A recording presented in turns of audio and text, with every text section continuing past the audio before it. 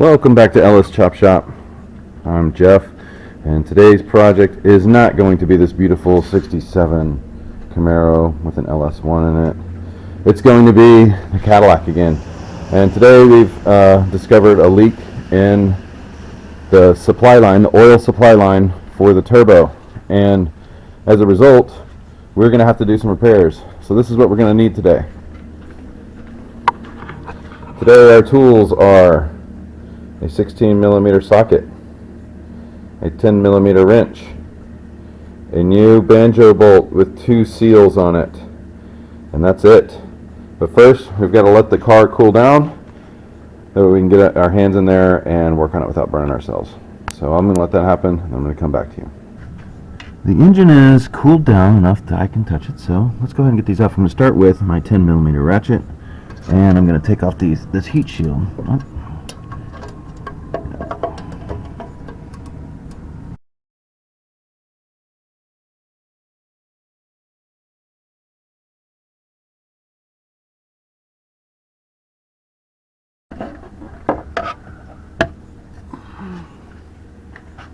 Still a little bit warm, but let's see if we can get in here and work anyway. A better view for you guys. Okay, so this bolt right here is the Banjo bolt that holds down the supply line. You can see around the top of the turbo housing there's oil leaking out of here. So I'm going to attempt to take this bolt out, this Banjo bolt out, and replace the seals on the top and bottom and put a new Banjo bolt in as well. See if I can do this without making a mess. I'm going to get an extension. I'll be right back.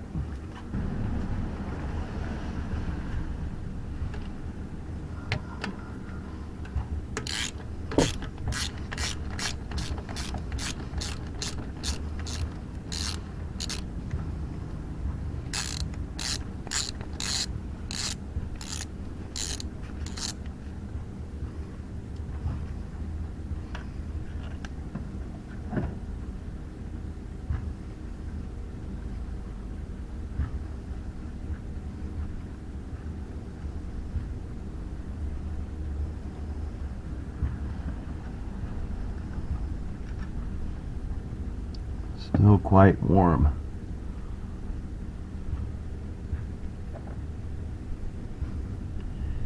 Here's the old one.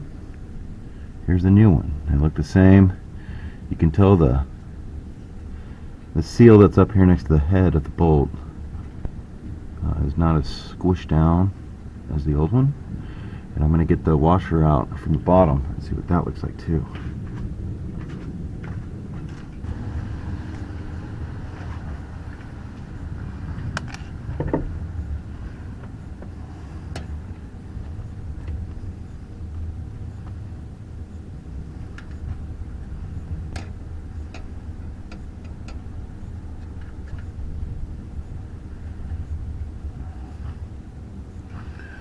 Yep, this is definitely it.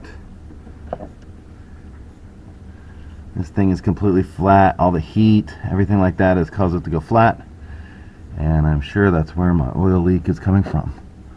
So let's get this thing cleaned up a little bit. It looks pretty clean. I'm just going to wipe it with a rag, get a little bit of oil on this thing, and we'll be good to go.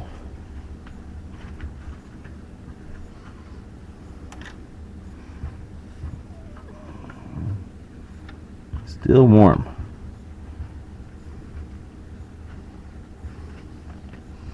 Just grab a little bit of oil from my finger, wipe it on this seal.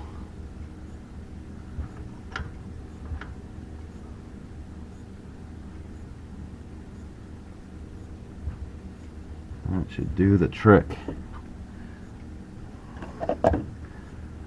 I'm just going to grab it with my, very loosely with my pliers, needle nose. Place it right back there.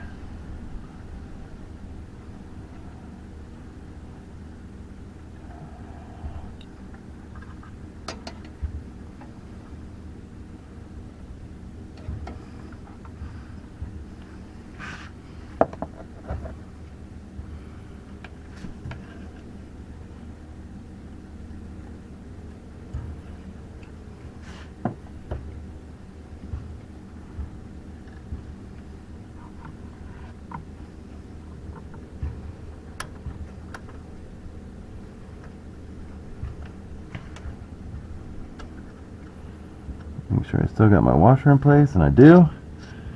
And we'll just snug that up.